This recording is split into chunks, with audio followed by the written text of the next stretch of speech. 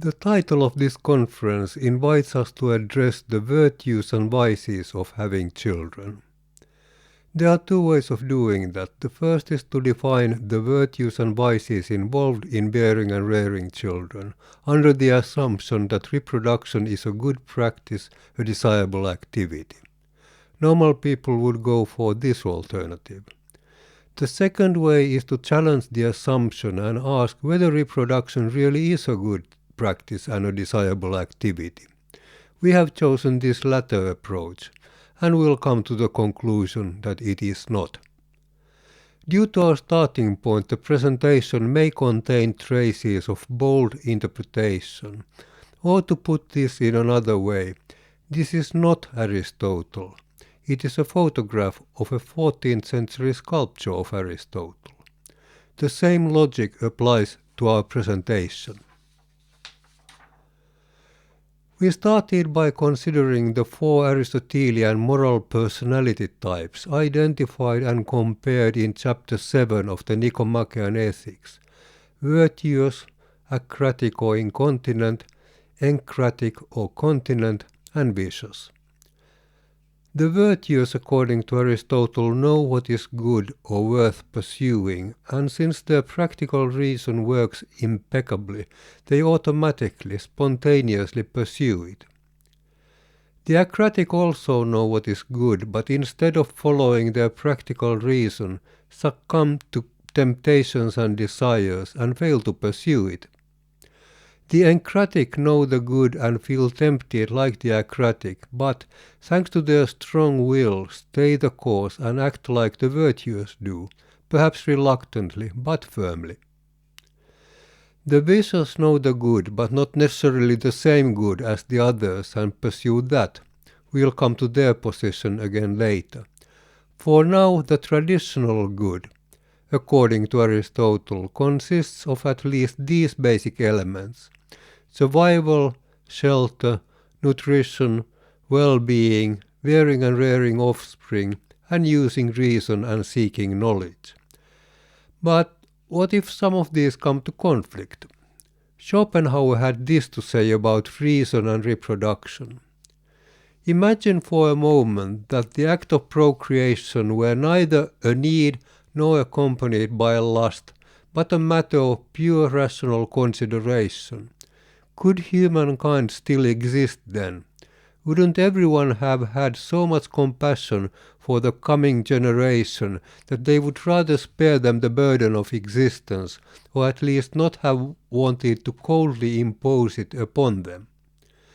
Schopenhauer, of course, didn't believe that we are guided by pure rational consideration, but those who carried forward the torch of pessimism and nihilism, especially Philip Meinlander and the pseudonymous Koenig, did hold that life is miserable and meaningless, not worth co-creating. Which led the Roman Catholic Church, spearheaded by Pope Leo XIII, to revisit the doctrine of Thomas Aquinas, to formulate the life-applauding philosophy of Neo-Thomism, all at the end of the 19th century. But there was one person in particular who has been found recently and who is of interest to us here, and it is Marie Huot, a French poet, writer, feminist, anarchist, activist, animal rights advocate, the secretary of the Popular League Against Vivisection, a co-founder of the first animal hospice in France, notorious, for instance, for her demonstration interrupting a vivisectionist lecture by Louis Pasteur. What we are interested in here is her public address, The Pain of Living, or Misery or Evil of Living, delivered in 1892 and published in 1909. Her point was to defend the legality of contraception and, covertly because illegal, terminations of pregnancy, but her ornamental prose extended further to the condemnation of all human reproduction, as seen here. How dare those who have just closed graves start over again with cradles? Who does not recoil in horror at this cosmic circle where love and death shuttle back and forth between embryos and corpses?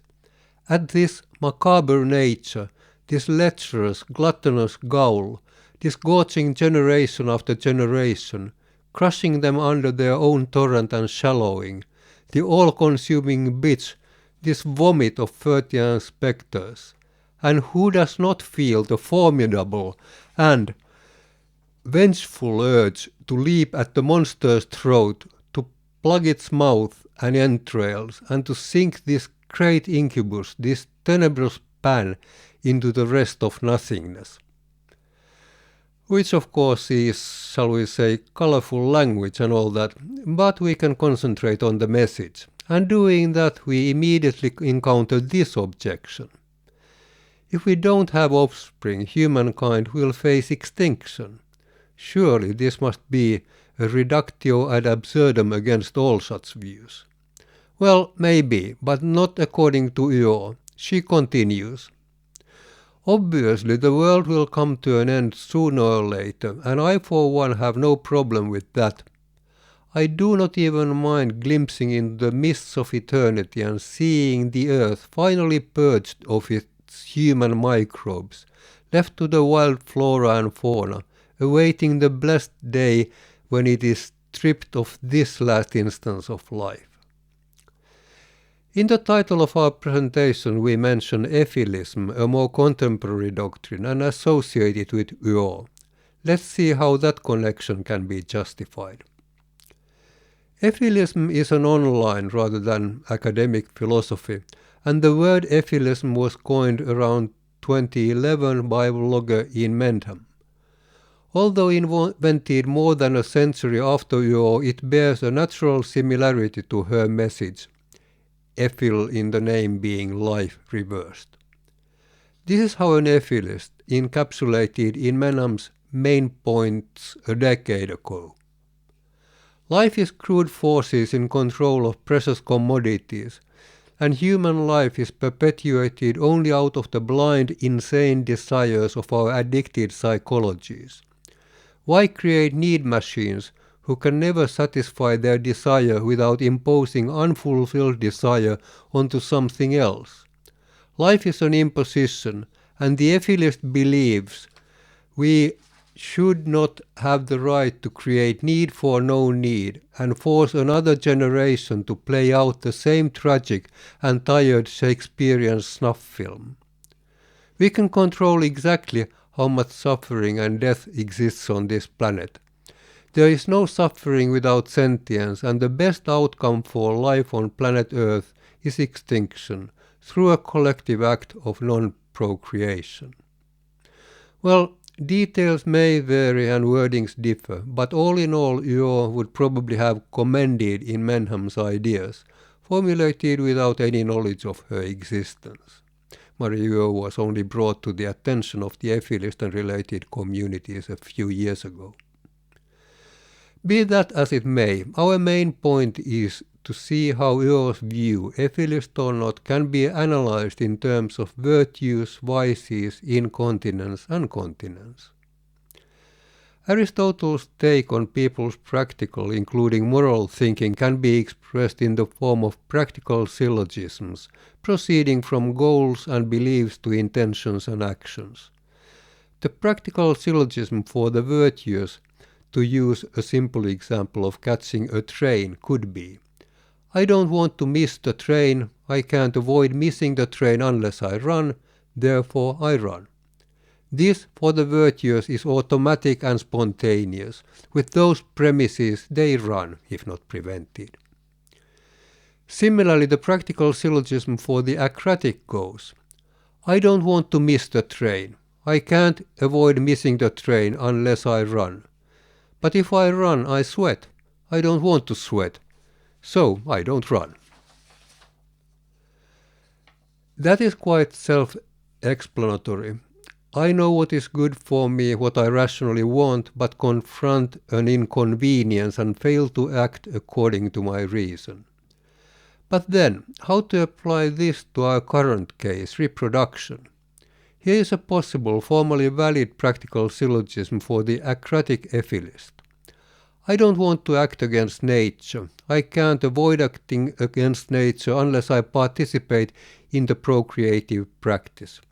And the virtuous conclusion here would be, I participate in the procreative practice. But, continues the acratic, if I participate in the procreative practice, I must face the inconvenience of bearing or rearing children. I don't want to face the inconvenience of bearing or rearing children, so I don't participate in the procreative practice. And that's all fine and well, but how credible is it in the case of Efilism or, as we have now specified, Marie Huot? Let's take another sample of her confessions. And here we go. This is after she has described some children torturing kittens. Her own solution is to go to the root of the matter. It is quite simple to wait for the female cat to trap her when she is about to give birth, and then, for the sake of reason and compassion, take the newborns one by one as they emerge from her womb, tightly clasp them by the neck, and plunge into a bucket of water, so that they die immediately, without ever having lived. And then her own thinking and action. I have been killing animals at home for 20 years now, and I consider these executions a duty, a sacred duty that I would like everyone to fulfill. It is not without hesitation nor tears that I arrived at this point. Each time my spirit and my body are engaged in war, and the ended the sursum corda with a sob. Now our question is, are these the words of an acratic, incontinent woman, one who is afraid to face inconvenience? Of course not. In her own words, she considers these executions a sacred duty which she fulfills although her feelings and instincts rip her apart. A more fitting diagnosis for her would be enkrateia. Her syllogism then would end, I don't want to drown kittens, but due to my strong will, reason and compassion prevail, so I drown kittens. But all this of course comes down to one question, can lack of suffering, even if accompanied by absence of future life, be a good human goal? If not, her behavior would have to be categorized as vicious, wicked, bad, condemnable. So let's carry in a new flipboard for a brief excursion into life and its value. This is from our ongoing investigations and not necessarily mentioned in the text we have sent to the organizers in advance. But no worries, nothing here contradicts our written version, just complements it. In the Aristotelian context, life is ideally seen as a pursuit of flourishing, and love of all life could well be a catchphrase. Apart from the lucky few who can find intellectual or spiritual fulfillment in their existence, for the rest this simply means cherishing the brute fact that life persists. And what then persists is, in Huot's words, this macabre nature, this lecherous, gluttonous ghoul, this gorging generation after generation, crushing them under their own torrent and shallowing, the all-consuming bits, this vomit of Furtian spectres. Which is why Efilism opts for a different take, interpreting the upbeat-sounding pursuit as needience, the fact that whatever human sentient or other living beings achieve, there will always be the next, yet unfulfilled need, desire, or aspiration. Instead of the constant chase for flourishing, they can then prefer serenity, calmness, and the absence of struggle. Love of all life can well be on their agenda, this time explicitly all life, including human, sentient, and just organic. Since the ideal is that there would eventually be no life, the Efilism must be careful not to be accused of hating the existence that they and others now have. Maybe a hate the sin, love the sinner type of approach could work. Obviously not with these exact words. But it could be compassion for all the living, actual and potential. where the point would be to help those who currently already live in need and not to create more who would have all these needless needs in the future. And so, by that logic, lack of suffering or misery or endless struggle can, even if accompanied by absence of future life, be a good human goal. The two main applications of this idea for you and other Efilists could be animal well-being and human and other reproduction. The practical syllogism for the virtuous vegan would then be: I don't want to contribute to the suffering of non-humans.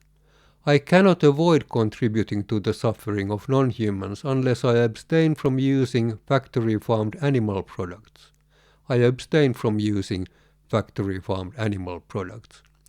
And analogously for the virtuous, anthropocentric or human-concerned antinatalist.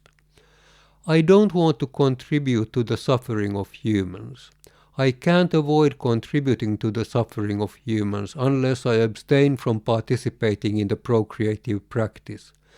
I abstain from participating in the procreative practice. And with that, my work here is done. My review has broken the cycle of more lives for the sake of more lives, new need for the sake of new need. Thank you.